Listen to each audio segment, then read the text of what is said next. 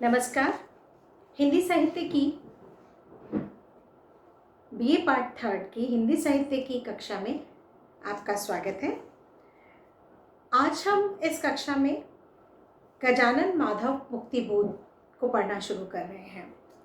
गजानन माधव मुक्तिबोध का परिचय हम इस तरह से प्राप्त कर सकते हैं कि वो आधुनिक काल के साठोत्तरी कविता या नई कविता के प्रमुख, उत्कृष्ट और बहुत ही महत्वपूर्ण हस्ताक्षर है। मुक्तिबोध की जो पहचान है या मुक्तिबोध की जो काव्य की विशेषताएं है वो उन विशेष रूप से लंबी कविताओं के लिए वो जाने जाते हैं। ब्रह्म राक्षस, चांद का मोटेड़ा है, अंधेरे में, ये वो काव्य कविताएं हैं जो लंबी कविताएं हैं जिसमें कि हम मुक्तिबोध की काव्य प्रतिभा के, विलक्षण काव्य प्रतिभा के दर्शन करते हैं।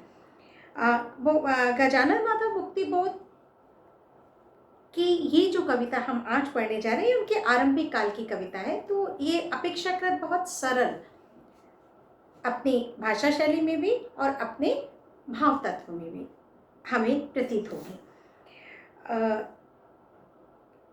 कविता का शीर्षक है जन जन का चेहरा एक।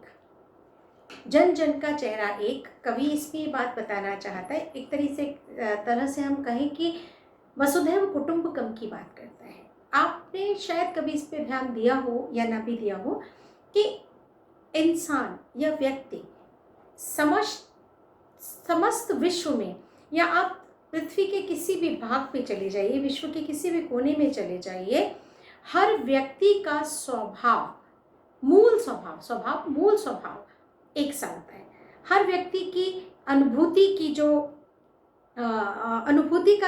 अनुभूति करने का जो एक कहना चाहिए भाव है वो भी एक सा होता है। अभिप्राय या उदाहरण कि अगर किसी को तकलीफ है तो पृथ्वी का हर प्राणी या हर व्यक्ति निश्चित रूप से उदास होगा या रोएगा ही। अगर खुशी है, प्रसन्नता है, तो निश्चित रूप से वो हंसेगा, प्रसन्न होगा। माने भाव, उसकी अभिव्यक्ति अलग हो सकती है लेकिन अनुभूति उसकी यही होगी।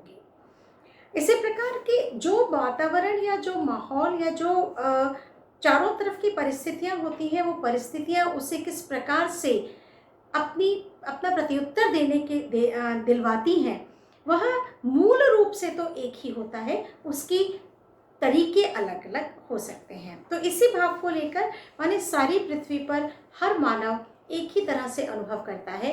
एक ही प्रकार की स्थिति में उसकी अभिव्यक्ति अलग हो सकती है लेकिन अनुभूति एक ही होती है।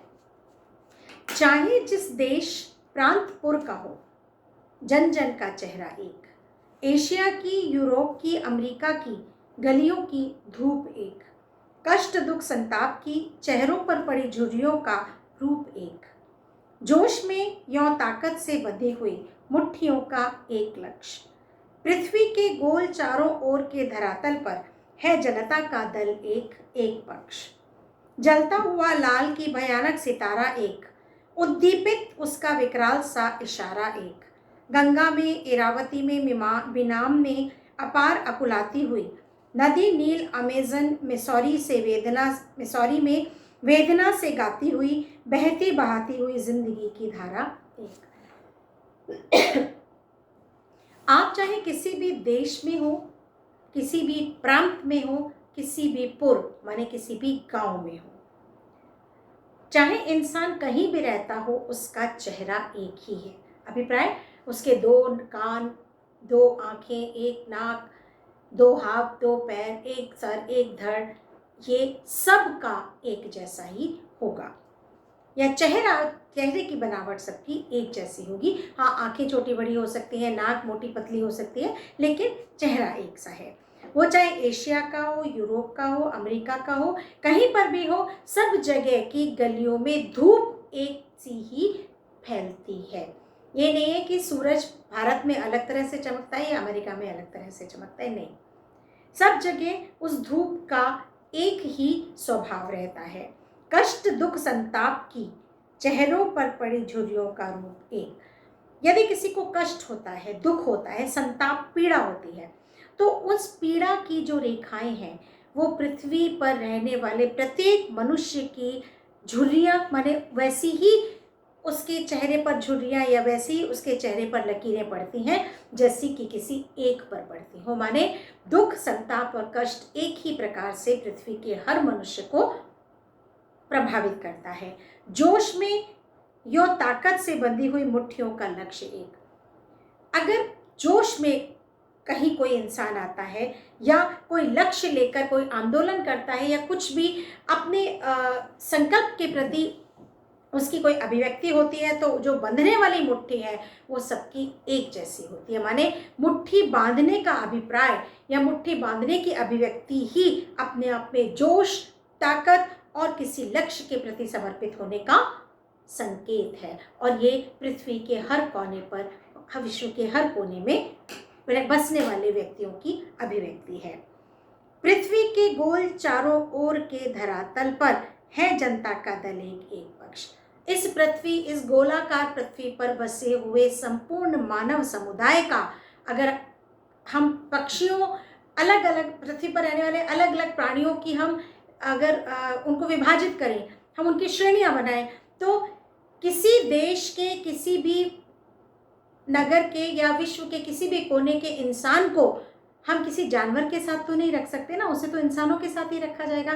तो जनता का दल एक है, माने इंसान जाति, मानव जाति अपने आप में एक है, वो किसी दूसरी जाति के साथ मिल नहीं सकती है। जलता हुआ लाल की भयानक सितारा है। किस भयानक सितारा? सूर्य के लिए आया है। ये सूर्य, लाल जलता हुआ सूर्य, ये एक ही है। उद्दीपित उसका विकराल सा इशारा एक, वो उद्दीप्त होता हुआ, प्रकाशित होता हुआ, विकराल सा माने तपता हुआ, सब जगह एक ही तरह से प्रकाशित होता है। माने ये नहीं है कि कहीं पर किसी जगह पर गर्मी ज़्यादा है या किसी जगह पर गर्मी कम है। वो जिस अवस्था में होगा वो उसी अवस्था में गर्मी को या अपने प्रकाश को फेंकेगा। गंगा में, इरावती में, मेनाम में अपार उकुलाती हुई, नील नदी अमेजन में सॉरी से वेदना गाती हुई, बहती बहाती हुई जिंदगी की धाराएं के विभिन्न नदियाँ जो विश्व भर में बहती हैं। कवि कहता है कि विश्व के किसी भी कोने में बहने वाली चाहे कोई भी नदी हो, उस सब की बहती हुई धारा जिंदगी की धारा के समान ही है। धन्यवाद।